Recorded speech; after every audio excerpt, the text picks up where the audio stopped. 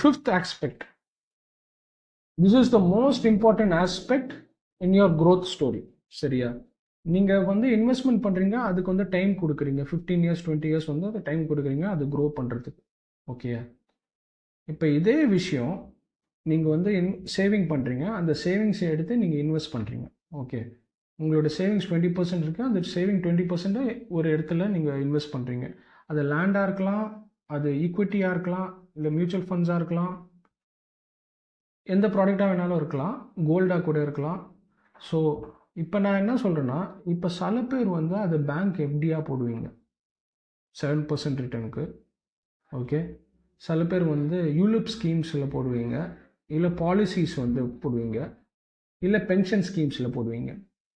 So இதில் ஒரு முக்கியமான விஷயம் நான் உங்கள்கிட்ட சொல்லணும்.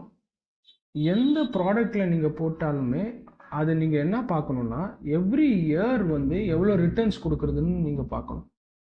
எவ்ரி இயர் அண்டர் 10% இருந்துச்சுன்னா நீங்கள் அந்த ப்ராடக்ட்டு லாங் டேர்முக்கு நீங்கள் இன்வெஸ்டே பண்ணக்கூடாது. இதுக்கு என்ன டேட்டா நான் சொல்கிறேன்னா, 10%க்கும் இல்லைச்சே ஒரு 7%க்கும் ஒரு 12%க்கும் இருக்கிற டிஃப்ரென்ஸை நம்ம வந்து கன்சிடர் பண்ணலாம். 5,000 rupees நான் இன்வெஸ்ட் பண்ணுறது 15-20 இயர்ஸ்னு வச்சுப்போம். 12% சிஏஜிஆருக்கு உங்களோட ரிட்டர்ன்ஸ் பார்த்தீங்கன்னா 50 lakh rupees வருது.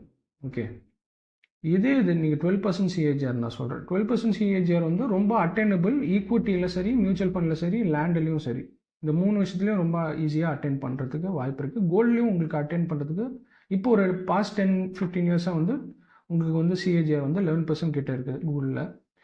ஸோ இதை அட்டென்ட் பண்ணுறதுக்கு வாய்ப்பு இருக்குது. ஸோ இந்த 12% சிஏஜிஆரில் உங்களுக்கு 50 lakh rupees வந்து உங்களுக்கு கிடச்சிருக்கு. ஓகே, இது நீங்கள் வந்து எஃப்டியில் போட்டிங்கன்னா இப்போ இருக்கிற இன்ட்ரெஸ்ட் ரேட் படி 7.5 to 8%, நம்ம 8%ஏ எடுத்துப்போம். ஆனால் கண்டிப்பாக இந்த 8% வந்து கம்மிங் இயர்ஸில் இருக்காது. அது வேறு ஒரு ஸ்டோரி.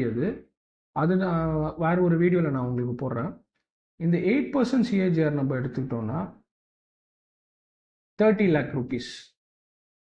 ஓகே, ஸோ ஒரு 4% டிஃப்ரென்ஸில் உங்களுக்கு ஆல்மோஸ்ட் வந்து உங்களுக்கு 10 lakh rupees வந்து நீங்கள் லூஸ் பண்ணுறீங்க. ஓகே, இது நம்ம எடுத்துப்போம். இப்போ வந்து நம்ம ஆக்டிவ் ஃபண்ட்ஸ், மியூச்சுவல் ஃபண்ட்ஸில் பார்த்தீங்கன்னா ஆக்டிவ் ஃபண்ட்ஸில் இருக்கிற ரிட்டர்ன்ஸ் பார்த்தீங்கன்னா இட்ஸ் கம்மிங் அரௌண்ட் 15% கிட்ட வருது. ஓகே, 15% எடுக்கும் போது எவ்வளோ வருது? 75 lakh rupees வருது. ஸோ எவ்வளோ லாஸ் நான் சொன்னேன்? 8%க்கும் இதுக்கு எவ்வளோ லாஸ் வருது? உங்களுக்கு ஆல்மோஸ்ட் 35 lakh rupees கிட்ட லாஸ் வருது. ஸோ லாங் டேர்முக்கு நீங்கள் வந்து ஈக்விட்டி பேஸ்ட் இல்லை லேண்ட் இல்லை ரியல் எஸ்டேட் இன்ஃப்ளேஷன் பீட்டிங் ப்ராடக்ட்ஸில் மட்டும் நீங்கள் இன்வெஸ்ட் பண்ணுறது தான் பெஸ்ட்டான விஷயம். நீங்கள் இன்ஃப்ளேஷன் பீட்டிங் ப்ராடக்ட்ஸ் எல்லாமே வேறு விஷயத்தில் இன்வெஸ்ட் பண்ணிங்கன்னா கண்டிப்பாக உங்களுக்கு பெரிய லாஸு, உங்களோட மணி வேல்யூவும் ரொம்ப கம்மியாக இருக்கும். இதில் என்ன முக்கியமான விஷயம் நீங்கள் எடுக்கணும்னா, 20 வருஷம் கழித்து அந்த 20 லட்ச ரூபா வந்து 20 லட்ச ரூபாவாக இருக்காது, அதோட வேல்யூ வந்து 10 லட்ச ரூபாவாக கன்வெர்ட் ஆகிடும். ஸோ அது ஏன்னா இன்ஃப்ளேஷனால், கண்ட்ரியில் போகிற இன்ஃப்ளேஷனால் அது வந்து 10 லட்ச ரூபா. ஸோ லூசிங் மணி. ஆக்சுவலி நீங்கள் வந்து மணி வந்து லூஸ் பண்ணுறீங்க. ஸோ பி ஷுர் தட் நீங்கள் இன்ஃப்ளேஷன் பீட்டிங் ப்ராடக்ட்ஸில் வந்து நீங்கள் இன்வெஸ்ட் பண்ணுறீங்க லாங் டேர்முக்கு. ஷார்ட் டியூரேஷனுக்கு நீங்கள் இன்ஃப்ளேஷன் பீட்டிங் ப்ராடக்ட்டில் இன்வெஸ்ட் பண்ணணும்னு அவசியம் கிடையாது. அண்டர் 2 to 3 இயர்ஸ்க்குள்ளே இருக்கிற ஃபண்ட்ஸ் வந்து நீங்கள் இன்ஃப்ளேஷன் பீட்டிங் ப்ராடக்ட்ஸ் இருக்கணும்னு அவசியம் கிடையாது. But you can beat that also. So இந்த 5 ஸ்டெப் நீங்கள் வந்து ஃபாலோ பண்ணிங்கன்னா போதும், உங்களோட ஃபஸ்ட்டு 1 crore வந்து வித்தின் 20 to 15 இயர்ஸில் நீங்கள் வந்து அட்டென்ட் பண்ணுறது தான் முடியும். ஸோ இது முக்கியமான விஷயம். இது giving time is very important. உடனே நான் 1-2 இயர்ஸ்லேயே 1 crore பார்க்க முடியுமானா, நீங்கள் ஏதாச்சும் பிஸ்னஸ் பண்ணி அது வழியாக இன்கம், இல்லை உங்களோட இன்கம் இன்க்ரீஸ் பண்ணி, அது ஃபஸ்ட் பாயிண்ட் சொன்ன மாதிரி தான், இன்க்ரீஸ் பண்ணி ரொம்ப எக்ஸ்ட்ராடனரி அமௌண்ட் ஆஃப் சேவிங் உங்களுக்கு உண்டு. அப்போ கூட நீங்கள் சேவிங் பண்ணால் தான் பண்ண முடியும், அது பண்ணால் தான் உண்டு. So thank you guys.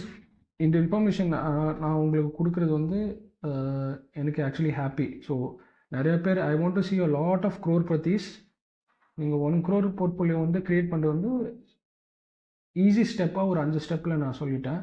இந்த விஷயத்தை நீங்கள் ஃபாலோ பண்ணாலே போதும், நீங்கள் ஈஸியாக அட்டைன் பண்ணிடலாம் 1 crore. தேங்க்யூ.